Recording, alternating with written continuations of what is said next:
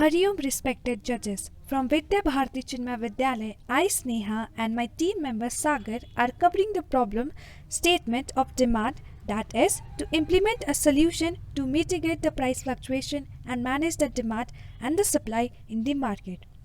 Starting with the introduction first.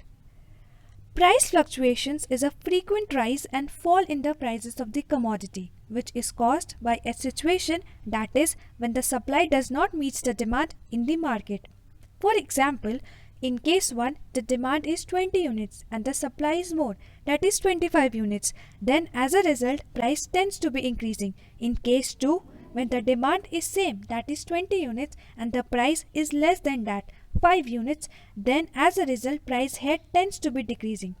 Mostly, these fluctuations are faced by the agriculture industries due to its less stability as compared to the other industries like IT, textile, etc. Causes of these fluctuations are in the current supply chain, which are practices like hoarding and black marketing, followed by the wholesale intermediaries, and the high cost of production due to the long distribution channel of supply.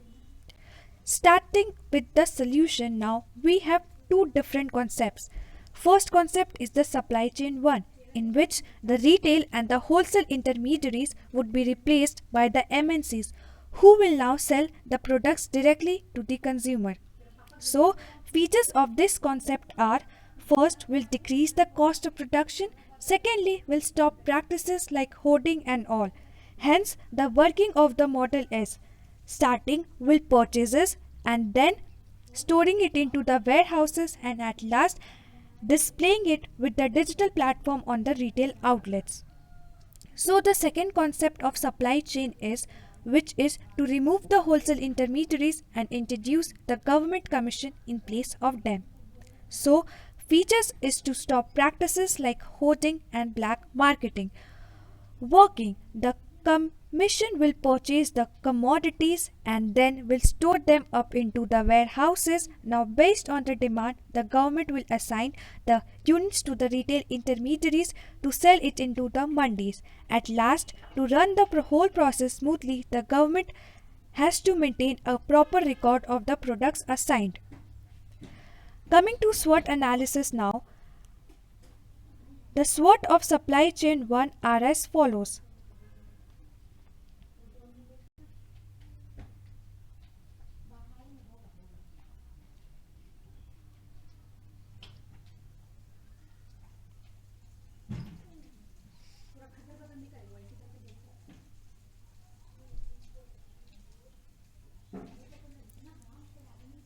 Continuing with the SWOT of supply chain 2, which are: